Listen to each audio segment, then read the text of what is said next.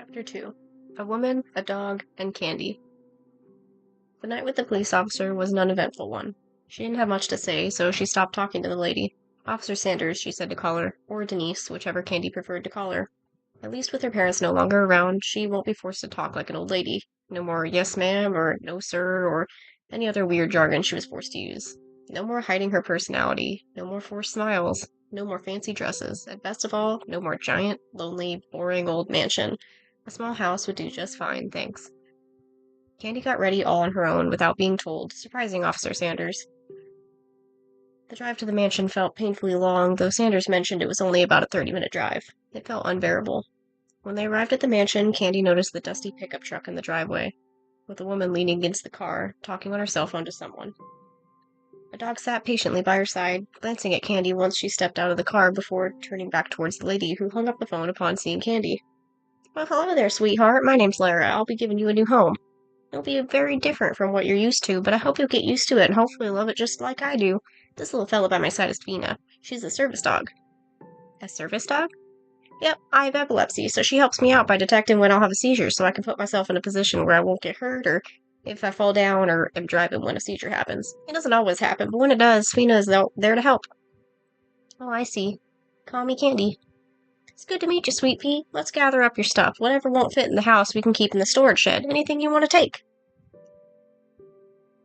The move was long. It was so cold out that Candy was shivering by the time she and Lara finished packing away all her stuff in the back of Lara's pickup truck. When they went to leave, Candy climbed awkwardly into the passenger side of the truck, getting a look of confusion from the dog. Lara eventually coaxed the dog into the car next to Candy, then helped her get to the small, cramped space behind the seat so she wasn't in Candy's space.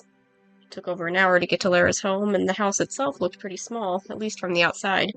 Candy didn't care. She really enjoyed her conversation with Lara during the long drive. Lara was apparently very artistic, a trait that Candy shared. Candy loved to draw, so she was immediately intrigued and wanted to see Lara's paintings when they got home. Candy already knew she would love her new home. Candy and Lara spent the rest of the day unpacking Candy's things, sorting out all of her clothes into a surprisingly large dresser, sorting out her toys to keep some in the toy bin and others to be on display on a hanging corner net. She enjoyed tossing the toys onto a net with Lara and then having Lara sort them since she was tall enough to do so without a chair, unlike tiny little Candy. Lara never questioned her preference for a nickname over her stupid birth name. Candace didn't feel like her name at all, so she's relieved to find out that Lara doesn't have any plans to use that name for her. Candy immediately felt comfortable in this small house. It wasn't too small to feel cramped.